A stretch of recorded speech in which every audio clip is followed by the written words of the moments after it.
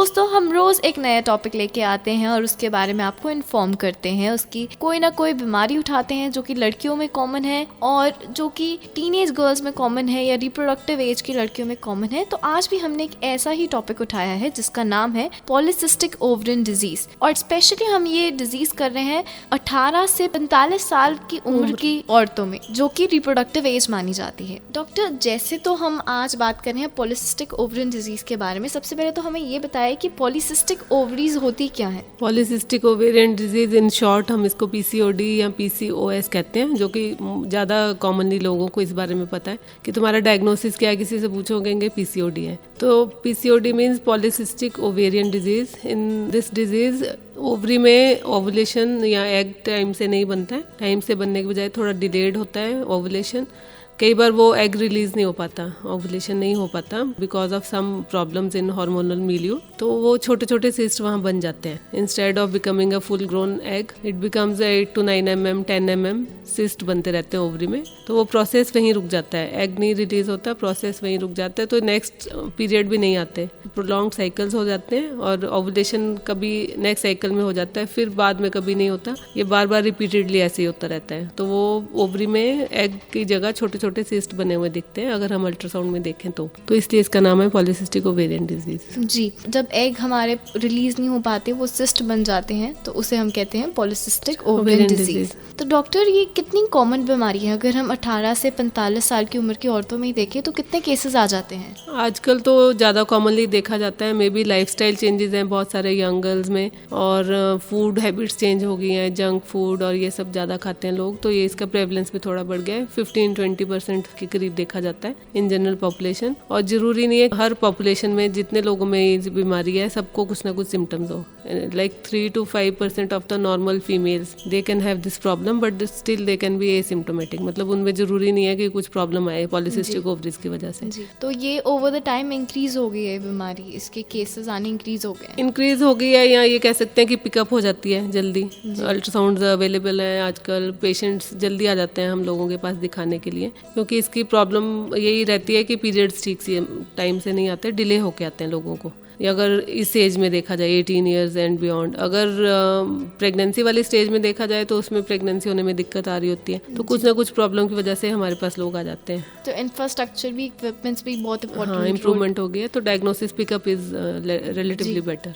तो जैसे आप अभी पीरियड की बात कर रहे थे, तो ये बीमारी होती कैसे और क्यों है? इसमें हार्मोनल चेंजेस आते हैं जैसे बॉडी में, तो उस टाइम पे हमारे जो हार्मोन्स होते हैं FSH, LH, ये नॉर्मल ओवुलेशन के लिए ज़रूरी होते हैं। First half of menstrual cycle में FSH बढ़ता है, फिर LH बढ़ता है लेटर हाफ में। पर इस बीमारी में ये हार्मोनल रेशो जो होती है चेंज हो जाती है, तो उसमें LH ज़्यादा बढ़ जाता है। उसकी वजह से LH जब प्रोलॉन्ग हो जाता है इसका सिक्रीशन और लेवल्स, तो एग रिलीज नहीं हो पाता टाइम से, तो इसकी वजह ये। और उसमें sex hormone binding globulins change हो जाता है, इंसुलिन बढ़ जाता है, हाइपर इंसुलिनीमिया हो जाता है। तो इस सब से अल्टीमेटली ये चेंजेस आ जाते हैं कि ओवरी में एग रिलीज ही नहीं हो पाता, हार्मोन जो LH FSH रेशो वो भी रिवर्स हो जाती है। ये सब प्रॉब्लम्स आ जाते हैं, इसलिए ये हो जाता है। तो कुछ हार्मोन्स का ठीक से फंक्शन ना करना, हाँ, ये इन शॉर्ट। हाँ जी।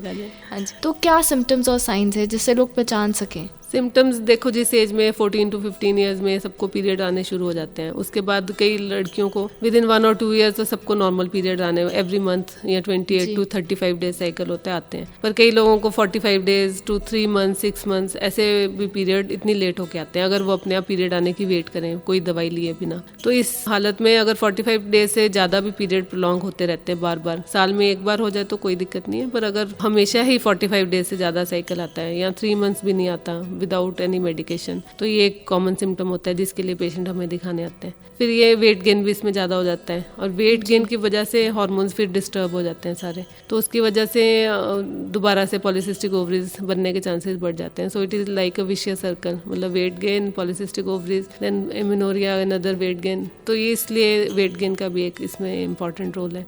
और अगर किसी को बहुत सारे हेयर ग्रोथ शुरू हो जाती है, क्योंकि हार्मोन्स जो होते हैं टेस्टोस्टेरोन लेवल थोड़े बढ़ जाते हैं, सेक्स हार्मोन बाइंडिंग ग्लोबुलिन कम हो जाते हैं तो ये बढ़ जाता है फ्री टेस्टोस्टेरोन। तो उस वजह से वो एक्ने और हिर्सुटिज्म, मतलब मुंह पे बहुत सारे पिंपल्स आने शुरू हो जाते हैं और बहुत हेयर ग्रोथ शुरू हो जाती है लाइक बॉयज, जैसे थोड़ी सी मुस्टैच आनी शुरू हो जाती है, बियर्ड और ये साइड्स में आ जाते हैं बाल ज़्यादा, which are not like thin hair, lanugo उनको हम बोलते हैं। नॉर्मल फीमेल्स में सबको हेयर होते हैं but they are very thin, ये थिक शॉर्ट हेयर होते हैं। तो ये male pattern distribution of hair हो जाता है। तो ये सब सिम्टम्स उनको लेके आते हैं हमारे पास यूजुअली।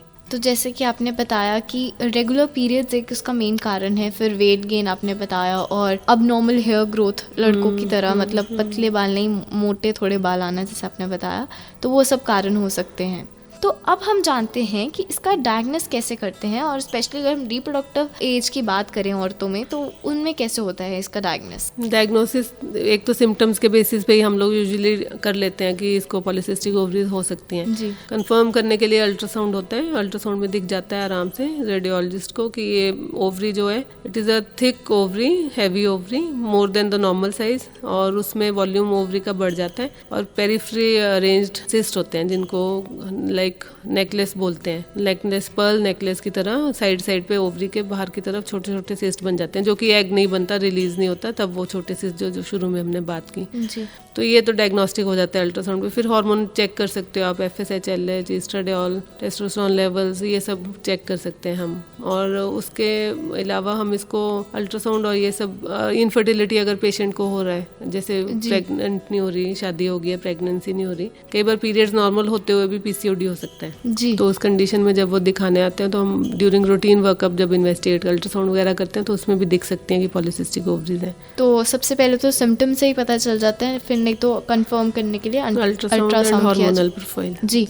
जैसे कि डॉक्टर अभी आपने प्रेगनेंसी की बात की, तो जिन औरतों को ये PCO पॉलीसिस्टिक ओवरियन डिजीज होता है ये, तो उनको कंसीव करने में क्या क्या मुश्किलें आ सकती हैं? जैसे कि हमें पता ही है कि एग ठीक टाइम से नहीं रिलीज हो रहा, जब तक एग ठीक टाइम से नहीं बनेगा तो प्रेगनेंसी टाइमिंग रिलेशंस की आपस में वो नहीं कर पाएंगे कपल। तो उस स्टेट में यही है कि उनको हमें बताना पड़ता है क्योंकि तुम्हारा एग थोड़ा लेट रिलीज हो रहा है तो रिलेशंस भी लेट ही करेंगे, मिड साइकिल नहीं करेंगे, लाइक 12 to 18 डे हम नॉर्मली बोलते हैं फर्टाइल पीरियड होता है। तो उन दिनों में तो एग रिलीज नहीं हुआ होता है इन पेशेंट्स में, तो वो उसके बाद ही प्लान करेंगे। तो कई बार नॉर्मली भी प्रेगनेंसी हो जाता है जी जब एग रिलीज होगा, और ये भी सर्टन नहीं होता कि हर साइकिल में एग रिलीज होगा कि नहीं जी। तो उस हिसाब से उनको किट्स भी आती है मार्केट में, उनसे टेस्ट भी कर सकते हैं कि कब एग रिलीज हुआ है, LH सर्ज कब हुआ, वो सब भी है। पर उसके अलावा हम मेडिकली भी उनको ट्रीटमेंट देके हेल्प कर सकते हैं। तो ज़रूरी है जिन औरतों को ये डिजीज़ है और वो कंसीव करने का सोच रही हैं वो डॉक्टर से एक बारी कंसल्ट कर लें। हाँ, कंसल्ट कर लें। और ट्रीटमेंट कोई ज़्यादा डिफिकल्ट नहीं है। कुछ ओवुलेशन इंडक्शन के लिए, मतलब एग बनने के लिए, एग रिलीज होने के लिए मेडिकेशन आती है जो हम साइकिल शुरू होते ही 4-5 डेज के लिए देते हैं। उसके बाद एग रिलीज देख लेते हैं, अल्ट्रासाउंड में चेक कर लेते हैं मिड साइकिल में, तो उसके हिसाब से उनको समझा देते हैं कि ये हो सकता है। This is the initial part of treatment. Otherwise lifestyle modification उनको हम बोलते हैं कि करें, एक्सरसाइज करें जिससे नॉर्मल हार्मोन्स हो जाए, फिर उसके बाद प्रेगनेंसी अटेम्प्ट करें, ये सब कर सकते हैं जी। तो डॉक्टर इसके साथ एस्थेटिक प्रॉब्लम्स क्या होती है, कॉम्प्लिकेशंस क्या होती है? अगर हम रिप्रोडक्टिव एज की बात करें तो उनमें क्या क्या चेंजेस आते हैं? जैसे हार्मोन्स आपने बोला बहुत चेंज होते हैं, तो उनमें क्या क्या चेंजेस आते हैं? हार्मोनल चेंजेस तो इनको आ ही जाते हैं, साथ में इनको हाइपोथायराइड भी, कई थायराइड की भी प्रॉब्लम आ जाती है, हाइपरप्रोलेक्टिनिमिया हो जाता है, ये सब एसोसिएटेड प्रॉब्लम्स हैं। मेटाबॉलिक सिंड्रोम जो हो जाता है इन लोगों में, वो जरूरी नहीं है उसी टाइम पे मैनिफेस्ट करे, क्योंकि सारे हार्मोन्स ही थोड़े थोड़े गड़बड़ हो रहे हैं, तो इनको बाद में हाइपरटेंशन, एंडोमेट्रियल हाइपरप्लेजिया और डायबिटीज़, ये सब होने के चांसेस रहते हैं। तो उसके लिए इसी टाइम से हम इनको कंट्रोल करते हैं, जब से आते हैं हमारे पास दिखाने के लिए, प्रेगनेंसी से पहले और शादी से पहले, या जब भी आते हैं, या ड्यूरिंग प्रेगनेंसी भी उनको थोड़ा मोटिवेटेड रखते हैं कि अपना एक्सरसाइज वगैरह करते रहें जी, तो उससे ठीक रहेगा। ये और भी डिजीज हो सकते हैं इस बीमारी से? हाँ, ये सेकेंडरी कॉम्प्लिकेशंस हैं PCOD की, कि लेटर स्टेज में, जरूरी नहीं है 30-40 ईयर्स के बाद भी hypertension, blood pressure high, diabetes, ये सब प्रॉब्लम उनको रह सकती हैं। और एंडोमेट्रियल कैंसर के लिए भी प्री डिस्पोज रहते हैं ये,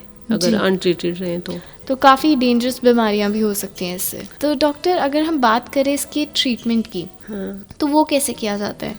जैसे आपने बताया कि आप सिम्टम से ही जान लेते हो अल्ट्रासाउंड, तो ट्रीटमेंट कैसे किया जाता है इसका? Treatment, first step of management in PCOD is lifestyle modification. Lifestyle modification means उसको खाने, डाइट के बारे में थोड़ा एजुकेट करना चाहिए और एक्सरसाइज करनी चाहिए रेगुलरली।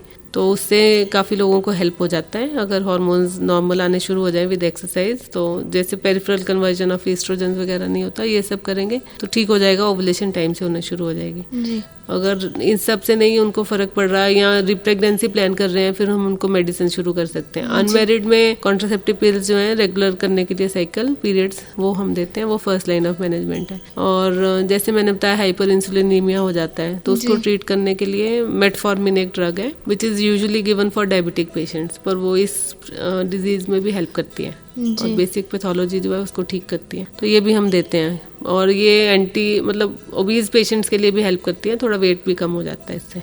तो उसके बाद प्रेगनेंसी के लिए हम ओवुलेशन इंडक्शन ड्रग देते हैं, क्लोमिफेन और ये सब, बाकी सब जो सिम्टोमेटिक ट्रीटमेंट देते हैं वही देते हैं। हेयर ग्रोथ और एक्ने के लिए, हेयर ग्रोथ के जो एक बार हेयर फॉलिकल्स बन जाते हैं वो नहीं ठीक हो पाएंगे विद एनी ट्रीटमेंट। नई ग्रोथ नहीं होगा तो थोड़े से कम रह जाएंगे, फिर नेक्स्ट नए ग्रोथ नहीं होगा तो, और उसके लिए कॉस्मेटिक ट्रीटमेंट देना पड़ता है फिर। जी, तो डॉक्टर इसके लिए कोई सर्जरी भी होती है? सर्जरी हम इनिशियली तो नहीं प्लान करते हैं, पर इनफर्टिलिटी पेशेंट्स में हम सर्जरी कई बार करते हैं। वो भी जब ओवुलेशन इंडक्शन देते हैं, एग बनने के लिए मेडिसिन देते हैं, उसके बाद भी 5-6 साइकिल्स में नहीं होती प्रेगनेंसी जी, तो ड्रिलिंग ऑफ ओवरीज हम कर सकते हैं। अगर सारी ट्रीटमेंट मेडिसिन देने के बाद हार्मोन्स से स्टिमुलेट करते हैं ओवरीज, अगर उससे भी नहीं होता तब हम उसके बाद सोचते हैं कि उसमें थोड़ा सा लेप्रोस्कोपिकली ड्रिलिंग कर देते हैं ओवरीज की, ताकि एग रिलीज हो सके। जी, तो जो औरतें कंसीव नहीं कर पा रही है तो उसमें सर्जरी होती है, बाकी सब में मेडिसिन ही दी जाती है। हाँ, ये भी minor surgery, it is not like taking out any part of the ovaries, it just making holes in the ovary so that the egg can be release from there. जी,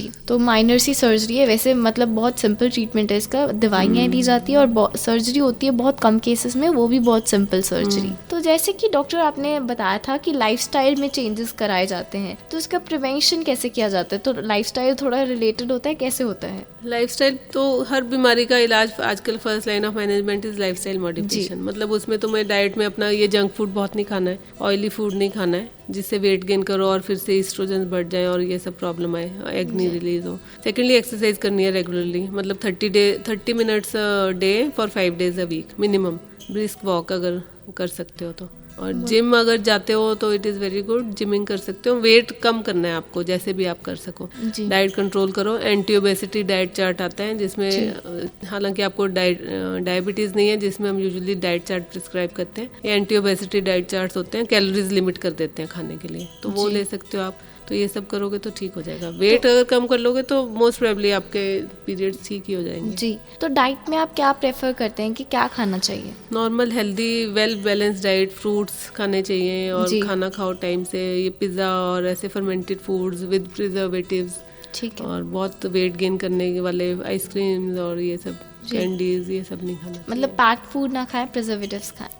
नहीं, प्रिजर्वेटिव्स के बिना वाला हाँ, फूड प्रिजर्वेटिव्स के बिना वाला food खाएं। और क्या कहते हैं, हेल्दी फूड खाएं, एक्सरसाइज करें रोज रेगुलर, और बाकी सब चीज़ें करें, हेल्दी लाइफस्टाइल रखें। और स्ट्रेस भी क्या इसमें कोई पार्ट प्ले करता है? स्ट्रेस तो बेटा ये सब अगर वो हो रहा है, आपको वेट गेन हो गया है, पीरियड्स नहीं ठीक से आ रहे हैं, हेयर लॉस भी हो जाता है कई बार एंड्रोजेनिक हार्मोनल एनवायरनमेंट की वजह से, तो ये सब स्ट्रेस दे देता है। तो otherwise stress is not a cause of this disease. जी, इन सब डिजीज से स्ट्रेस होता है, स्ट्रेस से ये नहीं होता। हाँ, स्ट्रेस से ये नहीं होता। जी, तो डॉक्टर जाते जाते हमारे लिसनर्स के लिए एक फाइनल मैसेज ये है कि पॉलीसिस्टिक ओवेरियन डिजीज एक तो कोई ऐसी बीमारी नहीं है, it is just a symptomatology.